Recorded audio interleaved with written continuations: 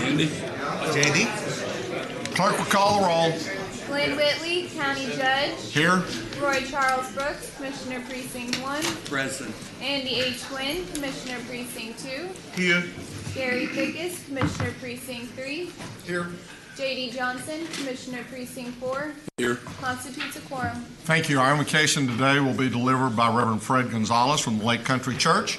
Appreciate very much you coming out to visit with us tonight, be with us today. After the invocation, please remain standing for our pledges. Thank you, Judge. Father, this is the day that you have surely made, and we shall rejoice and be glad in it, Father. We enter these courts with praise and thanksgiving, God, just simply for who you are. We thank you for your grace and your mercy.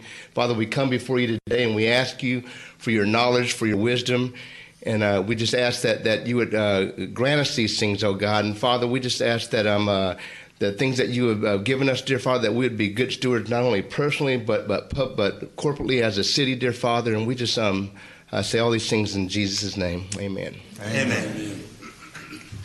I pledge allegiance to the flag of the United States of America and to the republic for which it stands, one nation, under God, indivisible, with liberty and justice for all. Honor the Texas flag. I pledge allegiance to thee, Texas, one state, under God, one and indivisible. Thank you, Reverend, for being out today. Appreciate it.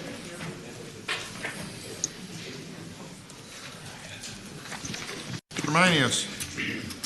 Thank you, Your Honor. Members of the Court, we have two announcements today related to the agenda. The first one is under purchasing, item 8H1. This is bid number 2018-129. The sale of recycled paper there is revised. Court communication in your folder as it relates to that particular item. Also, members of the court, if we can go to transportation services, item 8J1. This is the approval of a special warranty deed. We're going to ask that the court hold this particular item until we get some clarification on one particular issue.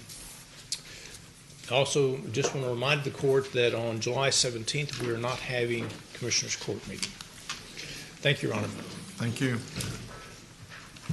Court members, you have before you the minutes of our regular meeting of June the 19th.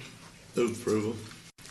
Second. We have a motion to second. Any discussion? Please vote. Motion passes unanimously.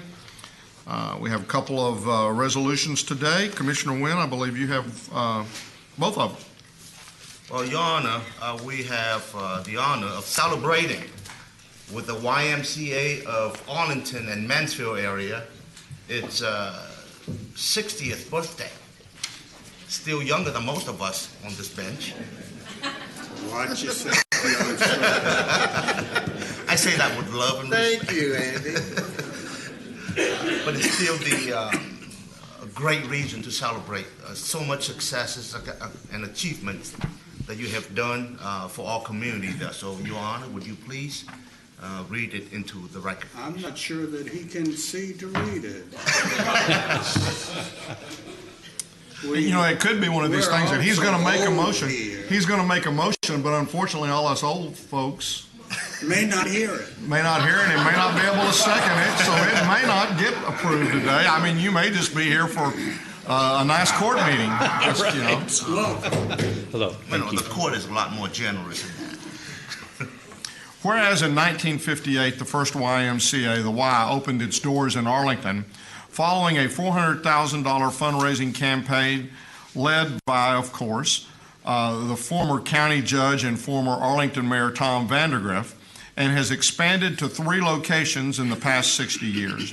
And whereas the Y's adherence to the core values of caring, honesty, respect, responsibility, and faith has established the organization as one that is committed to the development of individuals through physical, emotional, and spiritual growth, as well as to reach their full potential. And whereas the Y of Arlington's many 2017 accomplishments include providing 84,500 free meals to children in their child care programs, awarding more than $440,000 in financial assistance to over 4,184 children, families, and adults, having over 90 students take part in the statewide Youth in Government program, having over 3,000 students in the before and after school child care program, and having more than 6,300 seniors participate in the active older adult program. And whereas the board members and staff of all the Y of Arlington branches are dedicated to serving more people in their mission to develop youth, encourage healthy living, and inspire a spirit of service by connecting neighbors from all walks of life to participate in the work for positive social change, now therefore be it resolved that we, the Commissioners Court of Tarrant County, do hereby congratulate the YMCA of Arlington as it celebrates 60 years of service to the community and wish it continued success as it strives to serve more individuals and families by providing them with the tools they need to live healthy and fulfilled lives while building bright futures. In witness whereof, we have herein to set our hands and cause the seal of Tarrant County to be affixed this 26th day of June, 2018. And I move for its approval. I second. Thank you. We have a motion and a second. Please vote. Motion passes unanimously. Congratulations. Thank you, Thank you very Commissioners, much. Court members. I owe you lunch. Promise And with is us, promise. we have the new Executive Director of YMCA Arlington, Mr. Eric Tucker, Board Chair, Mr. Aaron Perales. Please come forward. Ms. Rhonda Taylor, who is a board member. Mr. Val Gibson, also a board member. Please come forward. Mr. Dason Lycan, or Lee Khan, Director of Marketing and Communications. And finally, Ms. Heidi Hardy, Director of Community Engagement.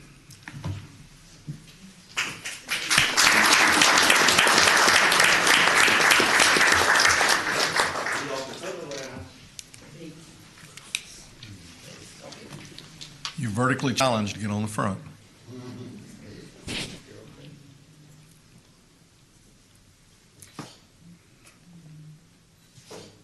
She found her flash.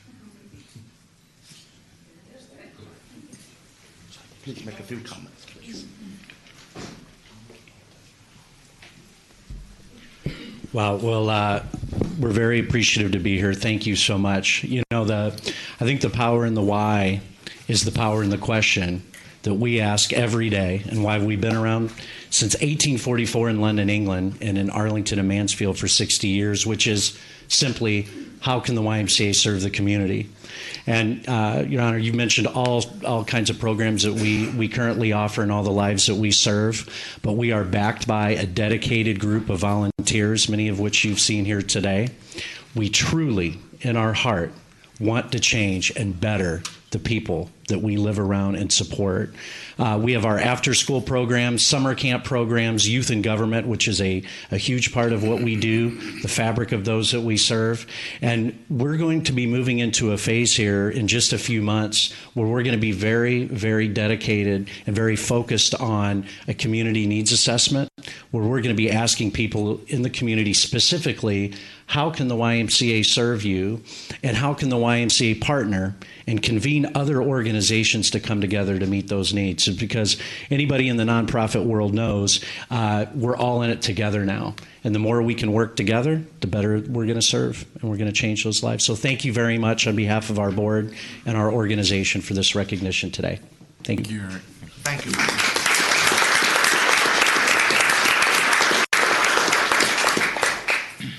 Commissioner Wynn, I believe you have another. Yes, Your Honor, and the next one is to celebrate the Oyster project in Arlington, its 25th anniversary. It is for ratification only, to be presented later on this week. So I move for its ratification, please. Second. We have a motion, a second. Any discussion? Please vote. Motion passes unanimously.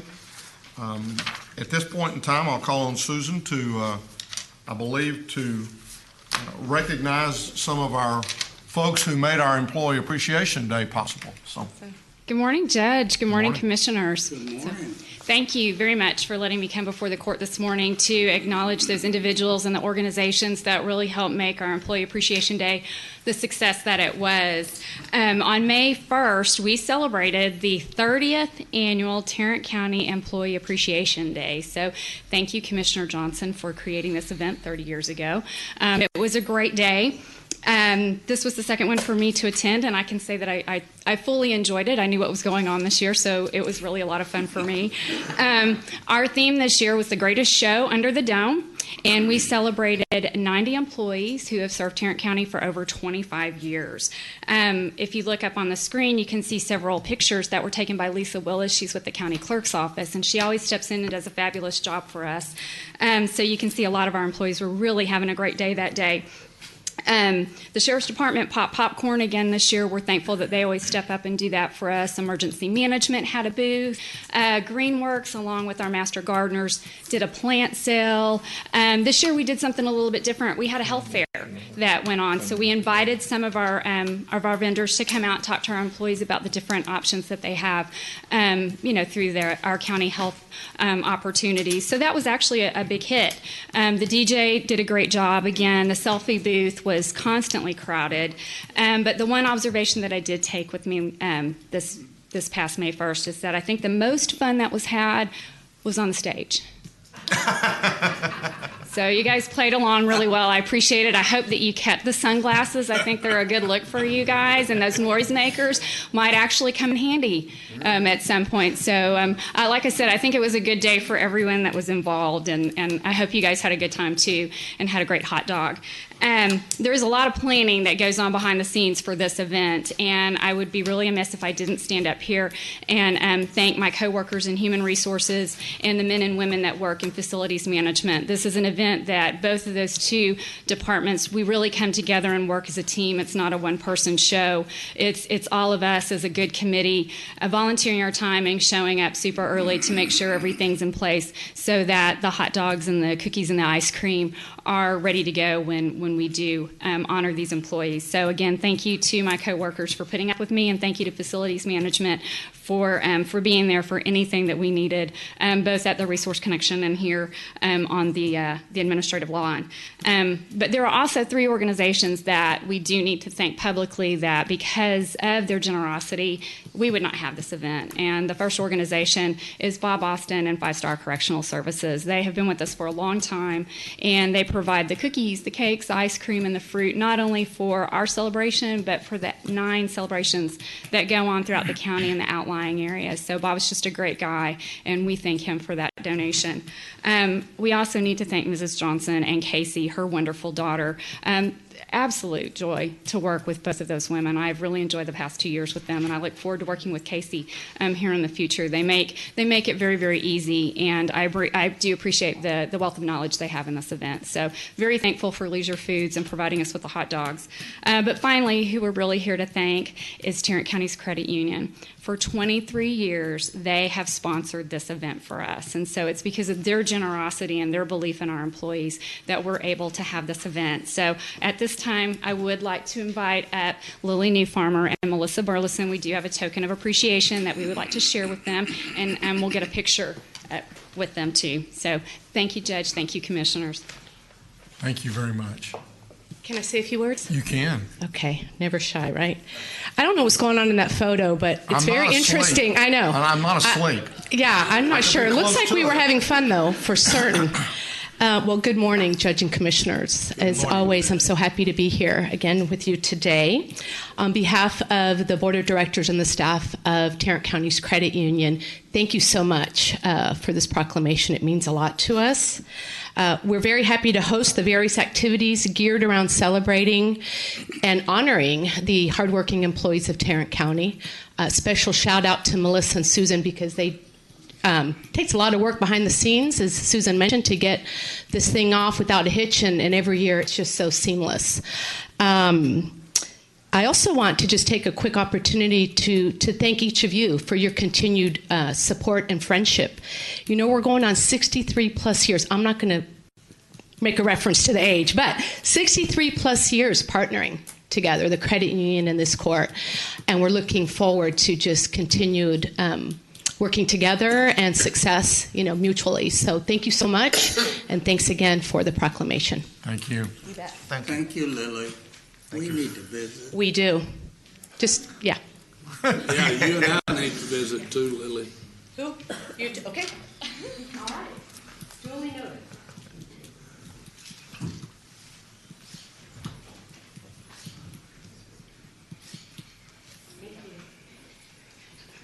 Yes, you did 3. We noticed that.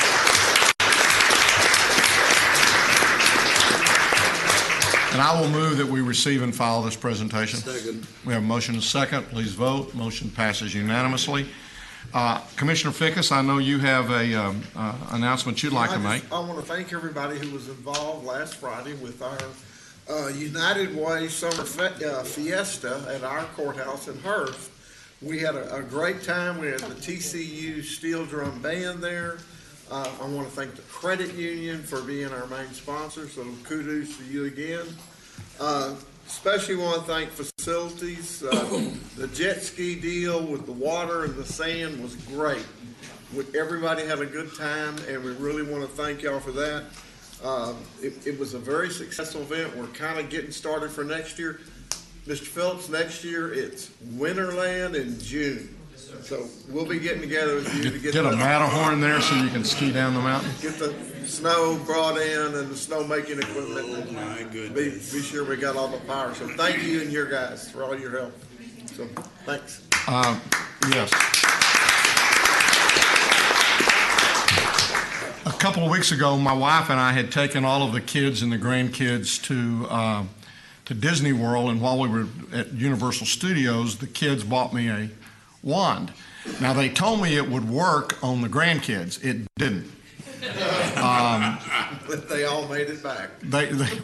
Well, it wasn't so much them all making it back as it was just not melting down on a daily basis. It was as I've told many people, the further away from the event that we get, the better the memories are.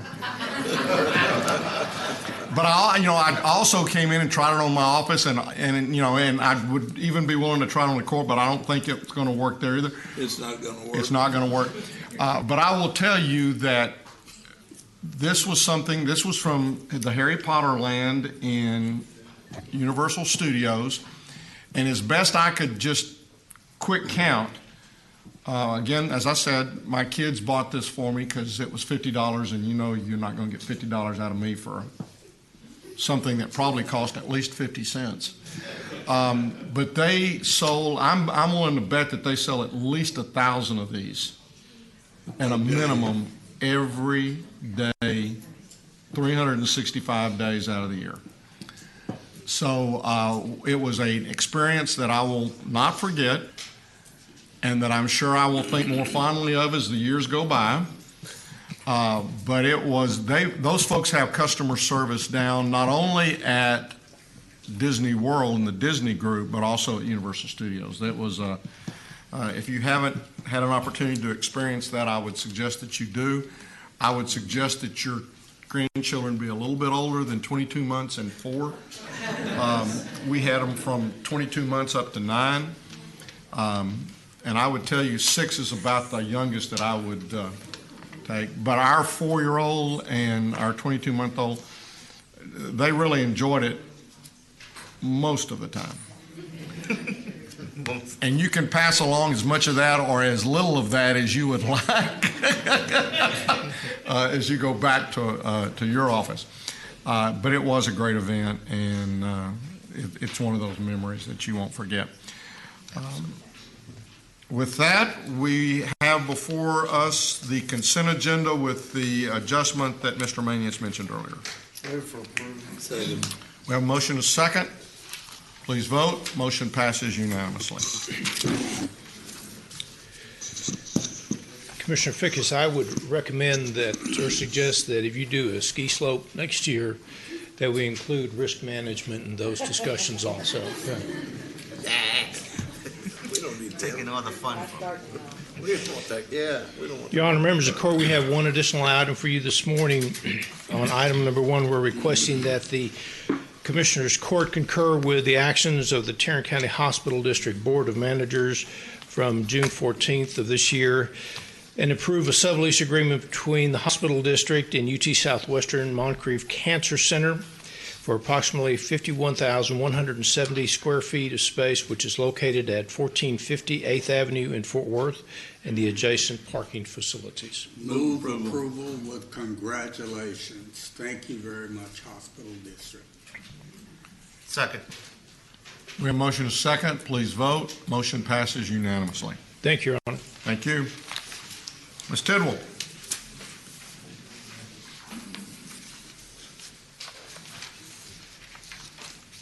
We have one item we're asking the court to consider this morning, and that is to receive and file the auditor's report related to our review of the controls over the inventory and movement of computer-related assets. You have our report. You have the response from IT, and I would just state that we've worked with IT, the purchasing department, and the administrator's office, and we'll be bringing back a couple items for court action in the future, but today we're just asking you to receive and file the report and answer any questions if you have any. Move approval. Second. We have a motion and a second. Is there any discussion? Please vote. Motion passes unanimously. Ms. Glenn. Move to receive and file personnel agenda. Second.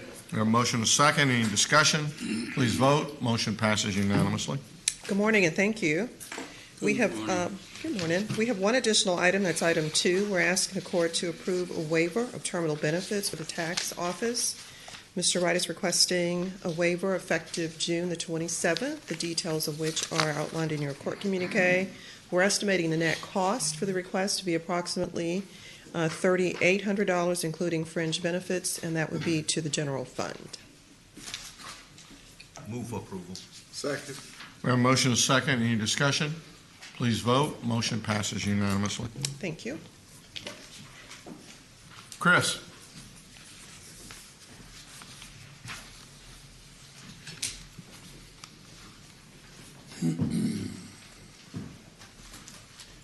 Good morning, Judge and court members. This morning, the Information Technology Department is requesting the court's approval to submit an electronic grant application to the Tarrant County 911 District for fiscal year 2018 radio assistance program. It's something that we bring here annually to use those monies to offset the cost of the support costs for our public safety radios. Move for approval. Second. We have a motion and a second. Any discussion? Please vote. Motion passes unanimously. Thank you. Thank you, Chris, sir. before you go, would you tell the court about the NACO Achievement Award that Tarrant County IT will be receiving next month? Thank you, Commissioner. This year we have 2 significant awards. The first one is actually an initiative that the IT Steering Commissioner, that Commissioner Brooks chairs, and with Commissioner Wayne. That is the Service Password Reset. It's an initiative that we identified that implementing it actually, based on our analysis, was going to save us the cost of actually having to hire an additional support staff. And it just, most of the county employees, we appreciate their work. We've gone through about 50%. We like to hit 100%. But it was something that we submitted to NACO this year and it was selected as one of the top initiatives by a county in the realm of technology. And this year at the NACO Achievement Award, we will receive that award. Number 2, we also password self-service password reset. So that you have to reset your password every so often? It's an initiative whereby instead of calling the service desk every time that you forgot your password or your password expired, you just answer a few personal questions to yourself, and it would guide you to reset your password, and you don't have to talk to anybody. But everybody's resetting their password now every 30 days, right? 90 days, Your Honor. We moved it to 90 days because we always like to have a frame of reference on the CJIS, which is the Criminal Justice Information Services. The FBI recommendation is takes that to 90 days. Darren, you correct me? Had it been 90 days or had it been? It's been 60. We used to do 60 days. So now we're on 90. It will be 90, and we even had some people whose passwords never expired, and all of that will go away as the court directed or the court gave us guidance. And just one other thing, because I know we came to, we talked about having this little blurb that says external mail, email coming in. That is correct. I was certainly in favor of, and talked with y'all about being in favor of but it would be nice if it hadn't been a paragraph. Because now I don't get to see anything about the message because I get the paragraph that says it's an external email, and be careful about clicking on it. So if there's any way we could make it external email and just figure out that we can understand that means it came from someplace else instead of telling us what not to do, that would be very helpful. And then I might be able to see some of the message that tells me whether I want to get into that email or not anyway. Your Honor, I would take that as an action item. Well, I'd just take it as an item to consider. Commissioner Johnson, do you have that problem? I do not have that problem. I don't understand. The second uplifting message here this morning as well is that we, as a county, actually moved up from the digital county survey that's top 10 counties in the 1 million range. We moved up 2 places from last year, and this is our 3rd year that we have been picked out of all of the counties in the United States as number 8 digitally driven county. Good. Congratulations. Thank you, sir. Congratulations, IT. Good job, IT. For your leadership. Thank you. Vinny, come on down. Good morning, Your Honor and members of the court.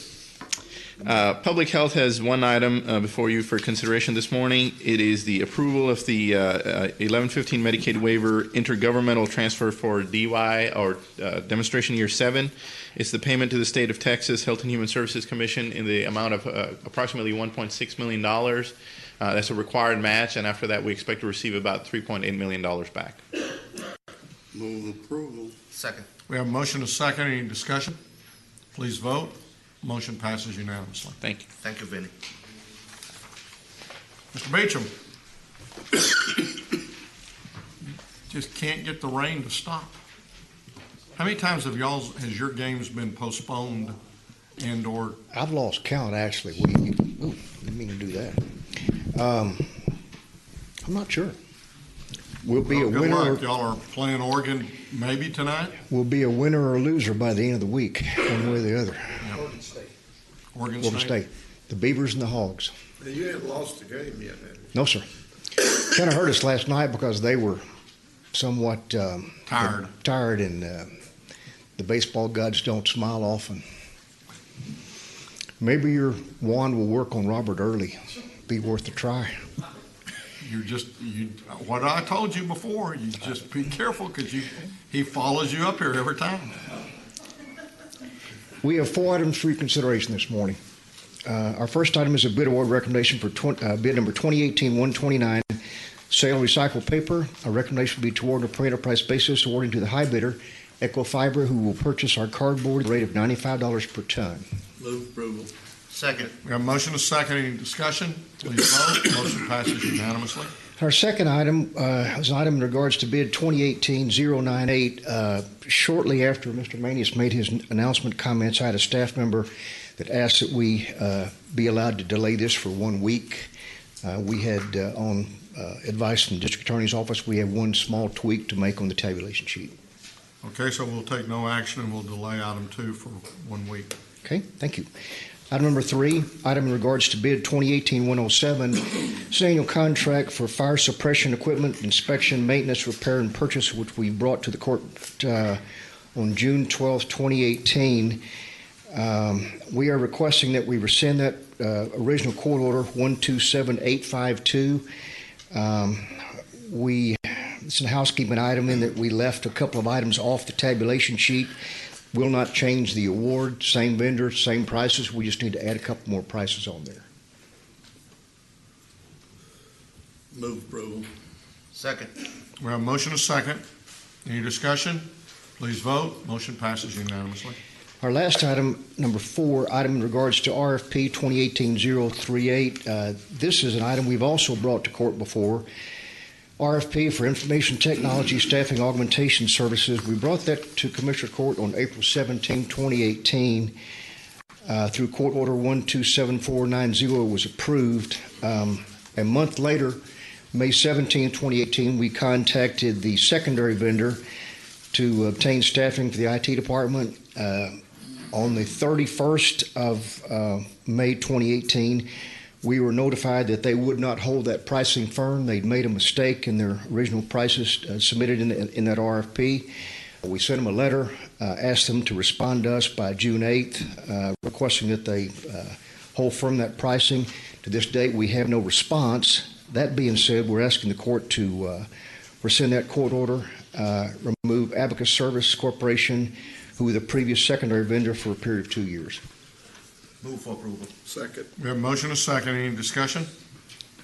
Please vote. Motion passes unanimously. Before we go on that one, so we rescind the court order. What we're going to ask is that we rescind the original court order and ask you to approve the new court order, which includes the listed vendors. Correct.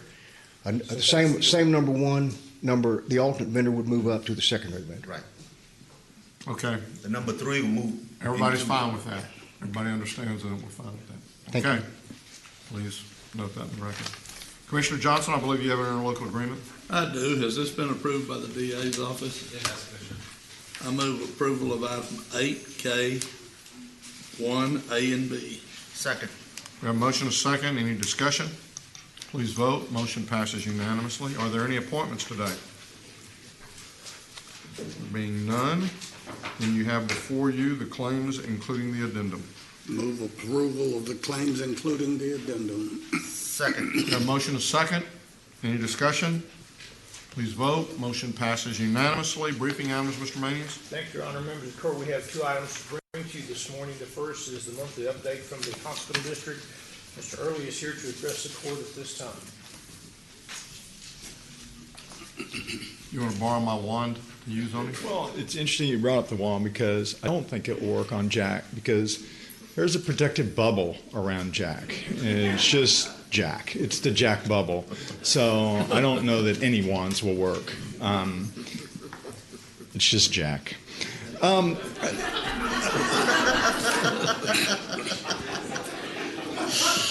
at him, there sits the bubble. Right there.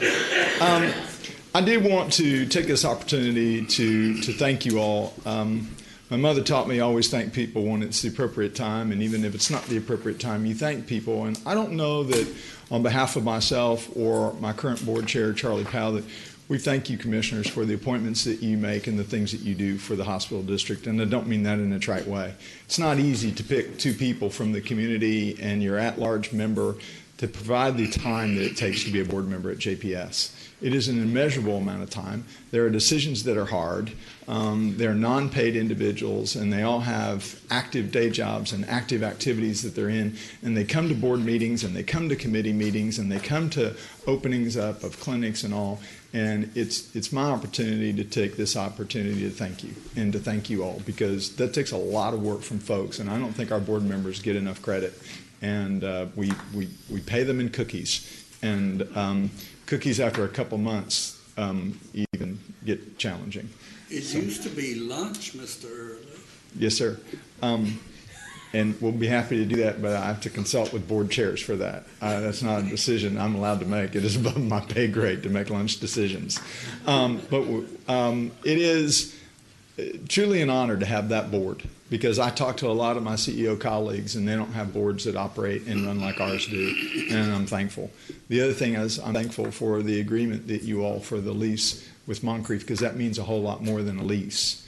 What that means is that JPS, on behalf of this Commissioner's Court and the direction you provide us and the court's decisions and the direction that the board gives us, that's true cooperation. That's truly something that I don't know could have existed 5-6 years ago. I think it is on behalf of Keith Argenbright and Moncrief and ultimately UT Southwestern, a partnership that is developing that I think is going to be hugely beneficial to our patients. From screenings to diagnostics to the hopeful reduction of finding people in 4-stage cancer because they don't have a primary care doctor. We're going to make headway. It'll take years, but we're on the start of something that I think will be monumental for one of the more challenging causes of cancer and the most challenging things we face, particularly in our patient base. So I'm thankful to Keith Argenbright for all the hard work he's done, but I'm really thankful for y'all because that's not a lease today. That's a partnership that you all are seeing start, and I couldn't be more proud of that.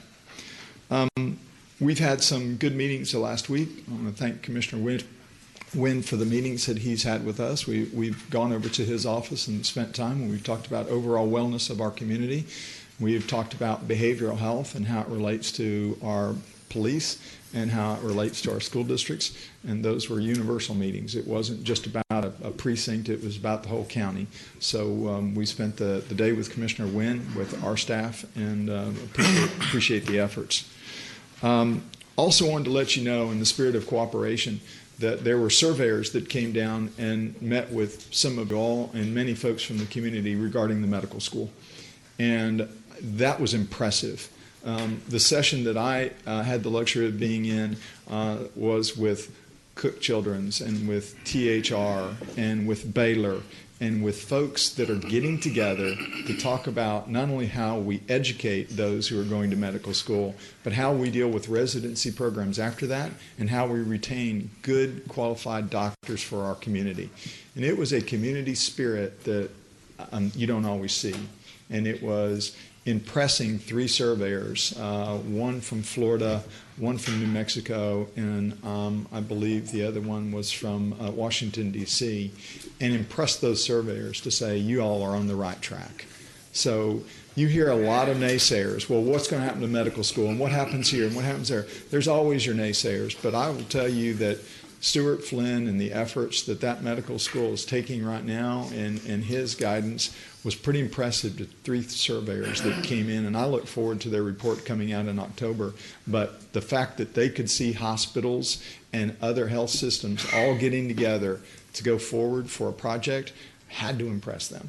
And so, again, I want to thank you all for y'all's efforts, but we really showed them a community front that says Tarrant County in Fort Worth, Texas is ready for one of the best medical schools in cooperation with what we currently have in our DO capacity, and we'll show them what we can do in this community. So I'm really impressed. The last thing I wanted to tell you is when you go home and you watch the nightly news, you hear the statement of the obvious that we're in the summer and the temperatures are 100 degrees and woe is us and it's not raining. And I feel for the poor meteorologists of the world who have to report every night that yet again it's 100 degrees. But I want you all to think about the folks that come into JPS a little bit during this time period, because they're the folks that unfortunately don't have some of the things as good as we have. They don't have air conditioning in their car, and they may not have water sources like we do. And we get a lot of cases this time of year coming into the emergency room, not just of a homeless population, but a variety of people. Sweet, wonderful people like my father, who thinks the best time to cut one's grass is 1 o'clock in the afternoon. And we've tried to talk to Dad, and that doesn't go very far. But the folks that get dehydrated and just are not thinking about taking care of themselves and hydrating themselves, and how many folks we get in from dehydration and the effects of the heat. So we're all lucky enough to have an air-conditioned room now, and we're lucky enough to have some really great luxuries. But we got to think about those people who don't, and those are the people that we see at JPS that we proudly take care of. So we're going to continue to do that. Summertime can be difficult, particularly in the heat. Commissioner. Robert, I want to thank your staff. We had a great tour of the new facility in Euless. First thing is they did a great job. Your construction people did a great job of showing us around. Very impressive building, ready for it to get open, and I know it's on schedule and under budget and all those things it's supposed to be, but it's a very good facility. Very happy with it, and so they did a great job. Super, and I appreciate that, and I'll tell them back at the office of what a good job. And I publicly want to apologize to you that I was not on the tour. My daughter had a doctor's appointment. I've only, in 17 years of her life, only missed 2, and so I didn't want to miss that. So I apologize, but thank you for allowing me to be with her during a doctor's appointment. We were good. So, thank you all. Again, I will reiterate what you said with regards to the visit last week. I also had an opportunity to participate in that. And I do believe that we kind of blew them away with regards to the collaboration and the way the community works together. I think they were very, very impressed by that. I think they were probably a little skeptical in the beginning, but I think that kept being reiterated through subsequent meetings. And I think they went away with a new understanding of what the community truly meant inside of Tarrant County, and I think it was something that made a very big impression on them. Really, when I have no doubt whatsoever that the med school will open in 2019 and will be going forward. And I think once that happens, that really just about completes the circle. I'm not sure that there is a medical body that certifies that we don't train and or work toward putting new students or new practitioners in place in that particular area, from CRNAs to the doctors, to the pharmacists, to the public health, to just all really realms of that. And what has impressed me most about Dr. Flynn, and who's going to head up that med school, is his approach that it needs to be a team that is dealing with the patients, and not historically as it's been where a doctor goes in and says, this is what's going to happen, leaves the room, and then everybody's left with trying to, okay, where's the pharmacist, where's the PT, where's the nurse, and I think he is very adamant and deliberate about this is the way we're going to train physicians in the future, to really work as a team with the other professionals that patient is going to come in contact or who they're going to need as they move forward in their healthcare process. So, well, I think you're right, and I'm also greatly appreciative of Dr. Flynn because he's created such a great partnership with JPS, because in his past experiences, he's always known the incredible role and the vital role that a public hospital plays. We've been doing residency training a long time, and we have a lot of residents, and we're ready and we're prepared, and we will continue to train the best. And we've got a really good track record, and I'm really appreciative that he recognizes that, and he needs and wants JPS to play a keen role, because we'll be there for him, and we'll be there for this medical school, and continue to be there for our DOs as well. The very first meeting I ever had with him, he mentioned how critical the public hospital was to the ability to train new physicians in the medical training part of that. Yes, sir. So, thank you very much, Robert. I appreciate y'all. Thank you very much. Thank you. Members of the court, we have one additional briefing item. This is item B. It's a briefing on the anti-poverty pilot program, which is being coordinated by Catholic Charities. Ms. Reynolds is here to address the court at this time. Good morning, everyone. Thank you so much for having me today. And a special thanks to Judge Whitley, who convened a group of people about 1.5 years ago with Uber and said, okay, y'all go figure something out and do something. And then we thank you for that meeting. And then I especially want to thank Commissioner Wynn and Russell, who we all got together and put our heads together and actually did something and came up with something. So I'm here today to report on the results of the anti-poverty pilot. We have been testing in conjunction with Precinct 2 in the county and Catholic Charities Fort Worth. First, I just want to tell you a very brief story. Last August, I was working intake at Catholic Charities, which I like to do from time to time. The first woman I met was a woman named Yowanda. She was a single mom. She had fled a horrific domestic violence situation. She walked in and sat down with me and had a file folder brimming of unopened envelopes in it. And with just tears pouring down her face, she just looked at me and said, "My bills, I cannot even open them." I paused, I reached across the table, I held her hand, and she just cried. That is hopelessness if you have not seen that before. I asked her if I could help her start to open them. And we did. First me opening her bills one by one, and then her getting braver as we went along and opening her own bills. She shared with me as we were sitting there, "I got a job this week. but I don't know how I'm ever going to get there this weekend when I start. So she left our offices 2 hours later at Catholic Charities. Sure, we helped ensure she wasn't going to be evicted in that next 2 weeks, one of her unopened bills. But what mattered most to her is she left with a Catholic Charities case manager committed for the next several years to do life with her, to get her to the other side of poverty. And she left with a mobile device with an Uber app downloaded on it so she could get to and from work for the first 12 weeks in her new job. I wish I had a before picture of Yowanda because you would see a very deflected, depressed woman. But I don't. This is a picture of Yowanda about 6 months later, earlier this spring. And Yowanda was very proud to be working as a nurse in one of our neighboring hospitals. And just to see, when I first saw this picture, it brought tears to my eyes because a woman that I first met with shoulders slumped now has her shoulders back, her head lifted up, and is really ready and has been showing what she needs to do to move that journey out of poverty. She is making living wage employment already, which we're really proud of. She solved for her transportation barriers where she no longer needs this pilot that we were offering her. And we continue to work with her because we know we need to handle her asset poverty because she has a little bit of debt that she needs to get rid of, as well as she doesn't have savings yet, and we want to help her build that before we officially release her and don't have her working with us at Catholic Charities anymore. So let me tell you about this anti-poverty pilot that we started. What we were trying to do through this pilot is we need to move people out of poverty in this county. And a job is a critical factor in order for people to achieve out of poverty. In order to obtain and hold down a job, people need transportation to get to and from a job. Our theory of change at our organization is that intensive case management helps address the root causes of poverty, but we also need tools at our discretion that we can use to help with a variety of elements that clients are experiencing.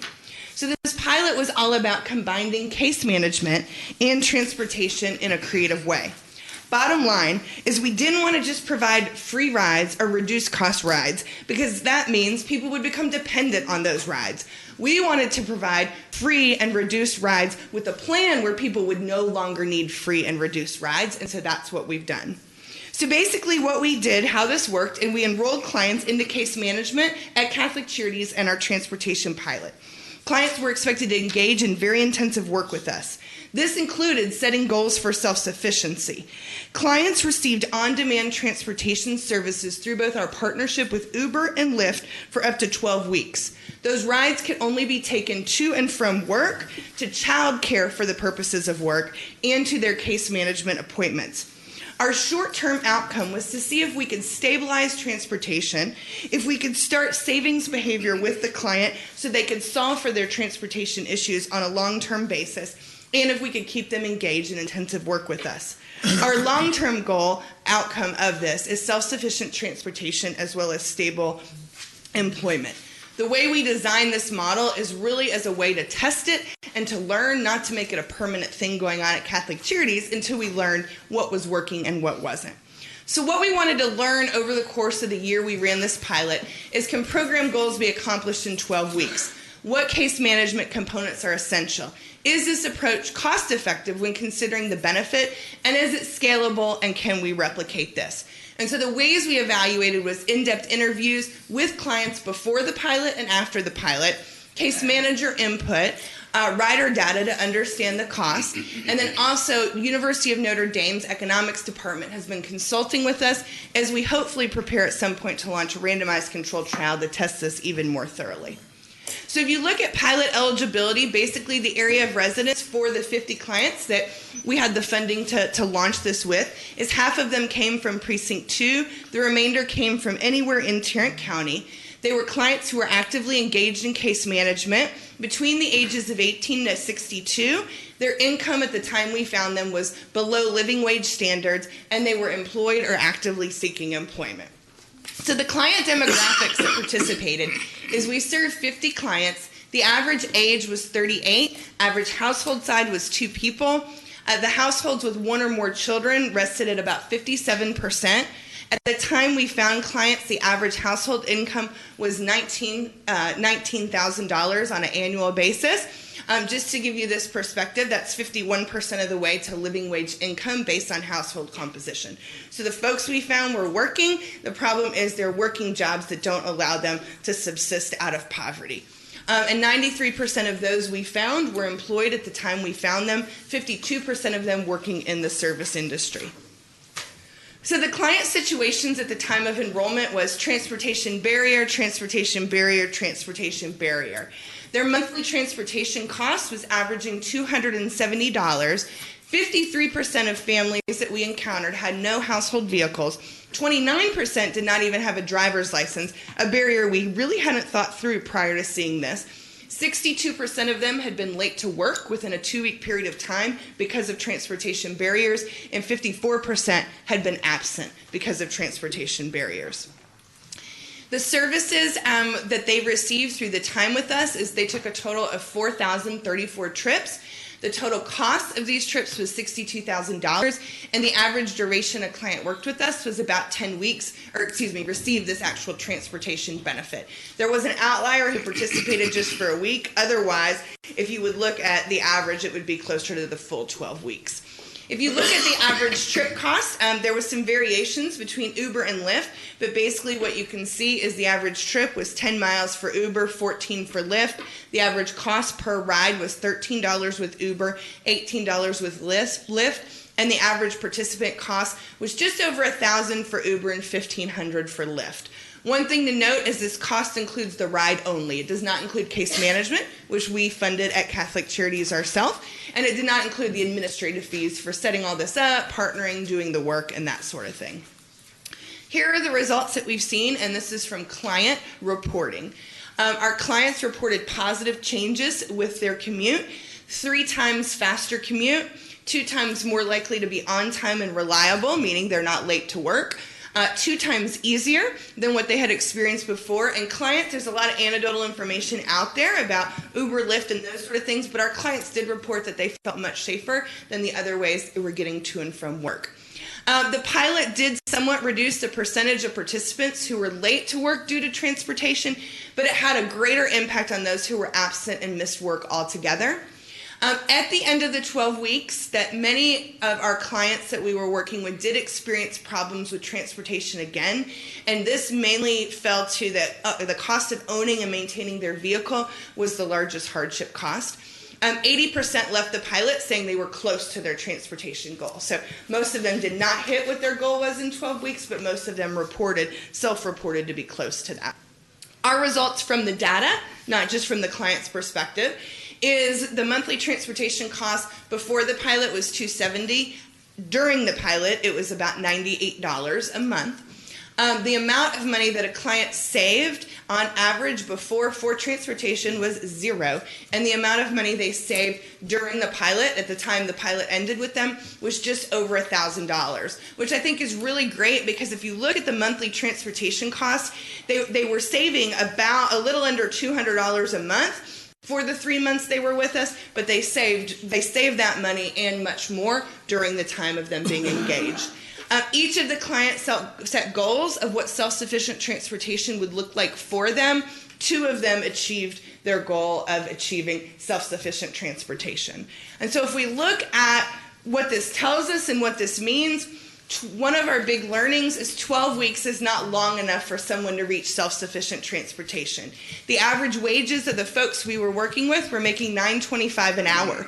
Progress can happen. The fact that you're making $9.25 an hour and we're able to save $1,000 toward your transportation goal is amazing progress. But it's not enough, and we need to keep going with these clients. Stable transportation, without a doubt, supports employment, but it also doesn't address sufficient employment, and that's what we continue to see as a big barrier of those we work with that we continue to help them overcome. We believe this solution is a very nimble solution towards cost effectiveness and the client experience. The client had a better experience, and it was very cost effective for us to run this program. Case management plus transportation matters. So if we were just solving for transportation by offering free rides, while that's nice for people, I doubt we would have seen the savings progress we saw with the way we did it with the integration of case management. And we believe strongly in perfecting testing, testing, perfecting. And so one of the things we think needs to continue to happen is we need to refine and perfect this model. That's the point of a pilot.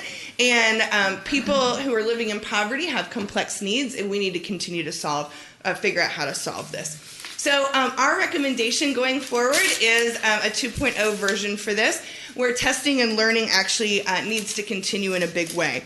We also believe that there needs to be increased client flexibility and accountability.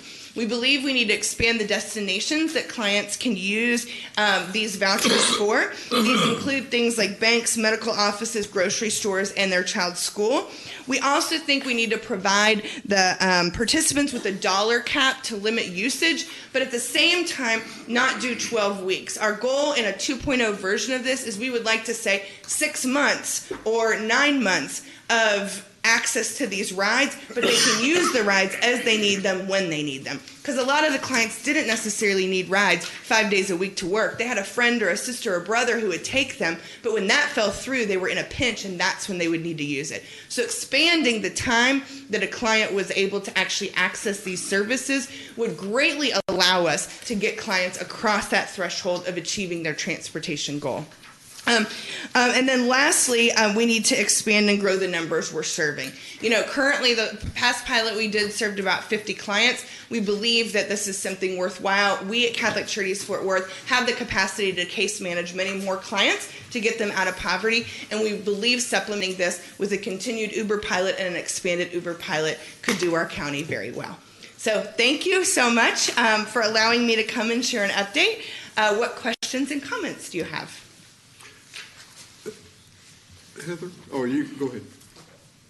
My comment is that my initiative as president of NACO is counties serving the underserved, addressing generational poverty in all of its aspects.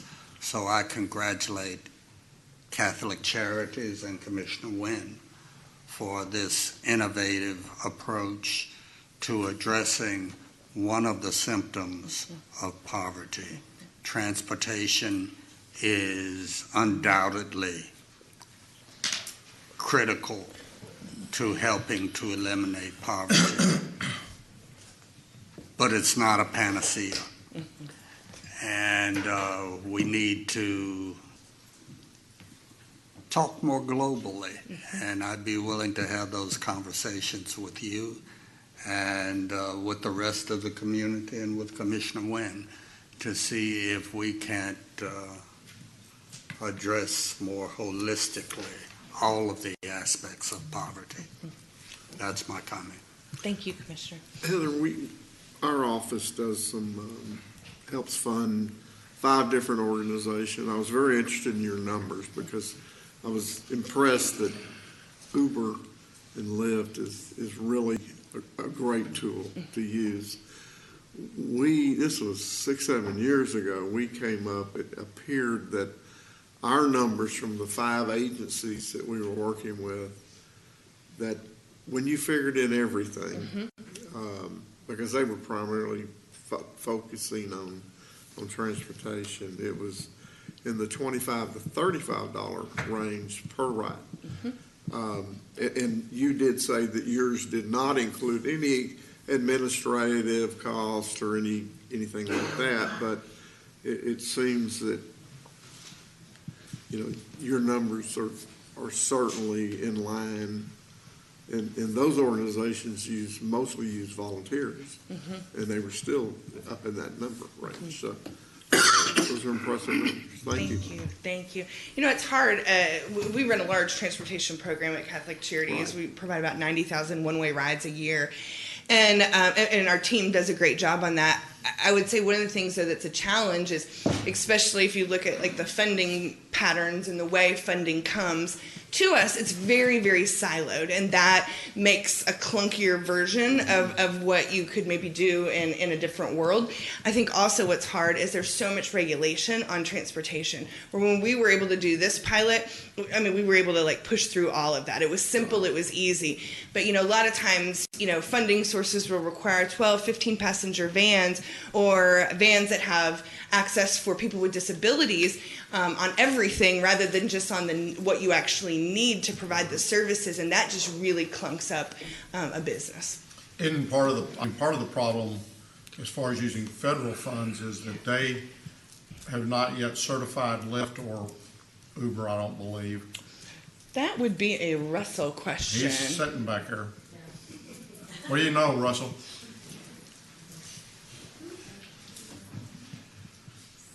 Good morning, Judge, Commissioners. The FTA is still working on how does Uber and Lyft and other transportation network companies, TNCs, meet all the federal regulations. There are some communities that are using some of those services, purchasing some of those services through their waiver program.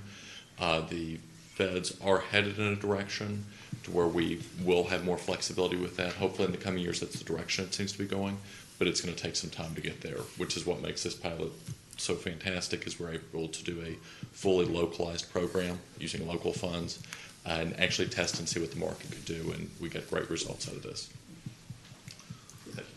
So Heather, we don't have a whole lot of time for you to go into the detail, the holistic approach.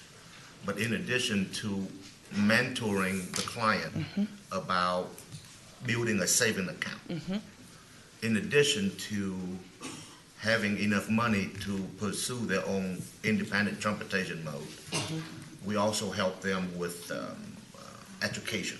Can you talk a little bit about that educational aspect, which is really a long-term approach to permanently get them out of poverty and on the right path toward prosperity? Can you talk a little bit about that? Of course.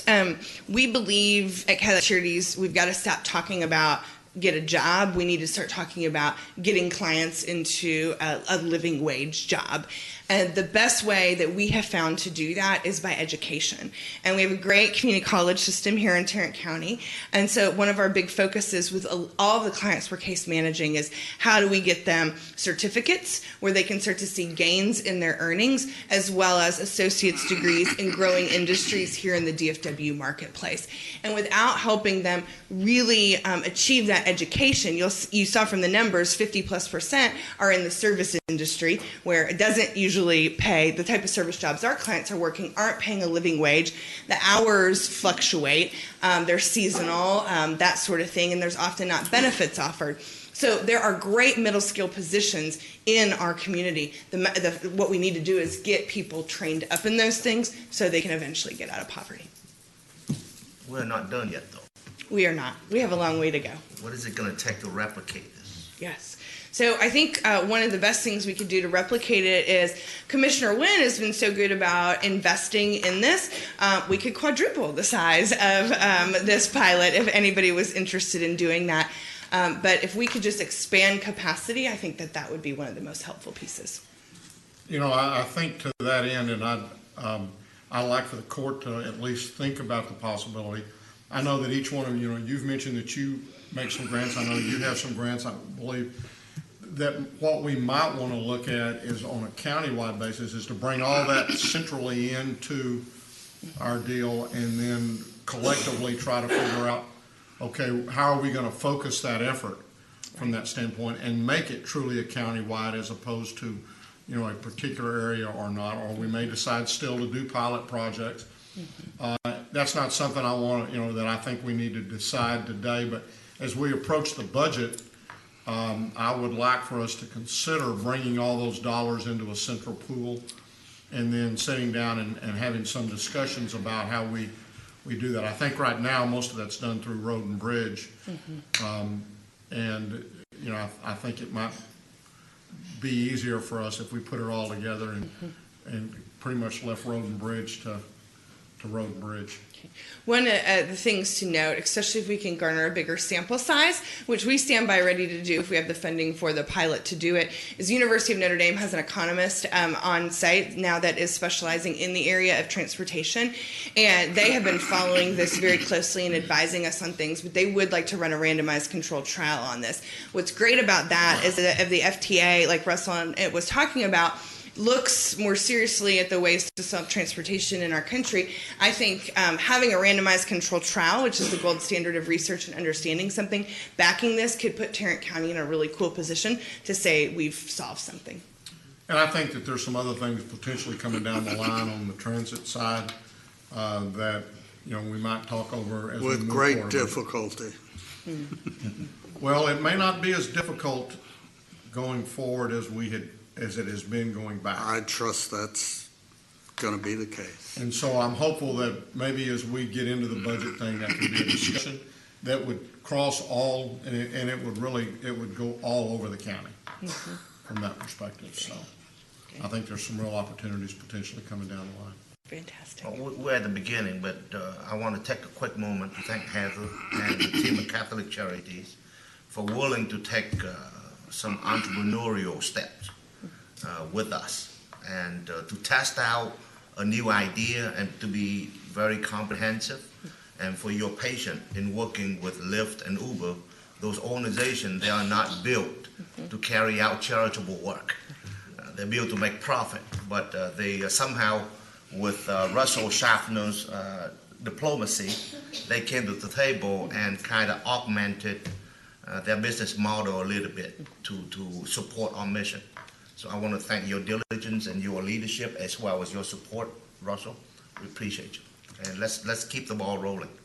And while I have taken swings at certain state senators, I would also like to thank Kelly Hancock, because Kelly was the one that originally organized and orchestrated that meeting with Uber, and I think was key in bringing them to the table and getting them to where we could use them and be a part of this community. Absolutely. So I want to thank him very much for that. Thank you. Thank you. That's all we have at this time, Your Honor. Then we will recess our open meeting, proceed to close to discuss items exempt under Section 551, .071, .072, .074, .076, and .087 of the Texas Government Code.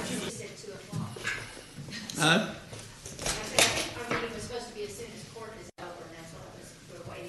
For who? Having returned from closed session, there being no business to conduct at this time, we are now adjourned.